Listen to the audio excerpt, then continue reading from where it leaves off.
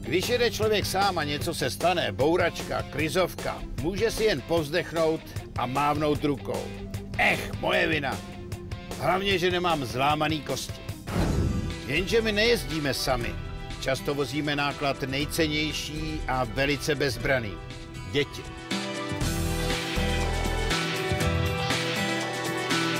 Podívejte se, co se děje s jejich tělíčkem v případě nárazu.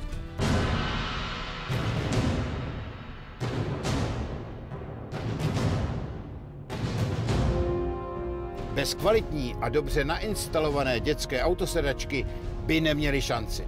A to ani v nízkých rychlostech. Dětské autosedačky se dělí na skupiny 0 až 3. Skupina 0 je určena pro nejmenší děti, novorozence. Naopak skupina 3 pro školáky. Když dítě vyroste z jedničky, musíte koupit novou a větší, 2. Některé autosedačky ale mohou být multifunkční a porostou s vaším dítětem. Zajímá vás víc? Podrobné rozdělení dětských autosedaček najdete právě teď na www.britax.cz. Ukažme si teď konkrétní autosedačky, včetně jejich poutání. Zajímat nás budou i jejich bezpečnostní prvky. Autosedačka Rémer BabySafe Isofix Plus SHR je ve váhové kategorii 0 až 13 kg, skupina 0+.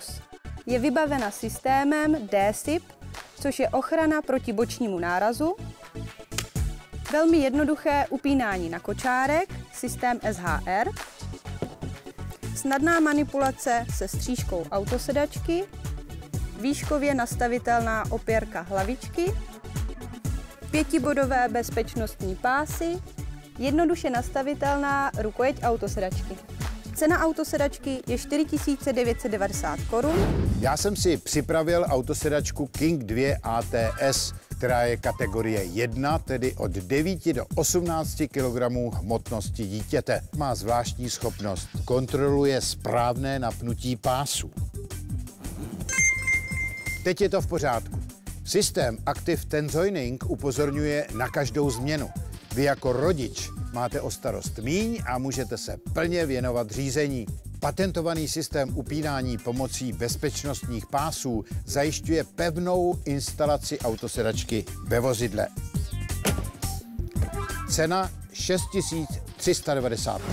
Autosedačka Rémer KidFix XP Sitzt, váhová kategorie 15 až 36 kg, vyznačuje se unikátní ochranou proti čelnímu nárazu, takzvaným XP padem, který vám v případě čelního nárazu odvede 30 % energie z oblasti krku dítěte. Je to ochrana proti bočnímu nárazu.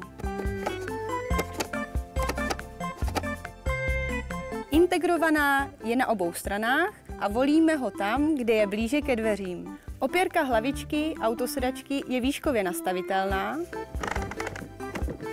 Instalace autosedačky ve vozidle je možná pomocí 3bodového bezpečnostního pásu nebo pomocí systému Isofit. Cena této autosedačky je 5 990 Kč.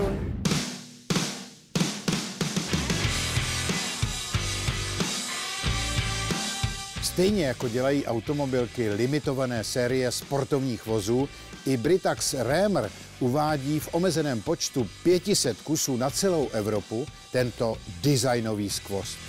Čisté linie, karbonový vzhled, povrch s vysokým leskem a precizní prošívání. Trifix Limited The Black Edition. Krása se tady navíc snoubí s vrcholnou bezpečností. Tento typ autosedačky splnil, stejně jako veškeré sedačky Britax Rémer s 5bodovými pásy, převratný bezpečnostní test, takzvaný rollover test. Rollover test. Převrácení vozidla na střechu. Veškeré autosedačky Britax Rémer s 5bodovými pásy prošly úspěšně tímto testem, který česká legislativa prozatím a paradoxně nevyžaduje. Když jede člověk sám, vem všechna případná neštěstí čert. My ale často vozíme děti. A tady je zodpovědnost na prvním místě. Poučte se a inspirujte na www.britax.cz.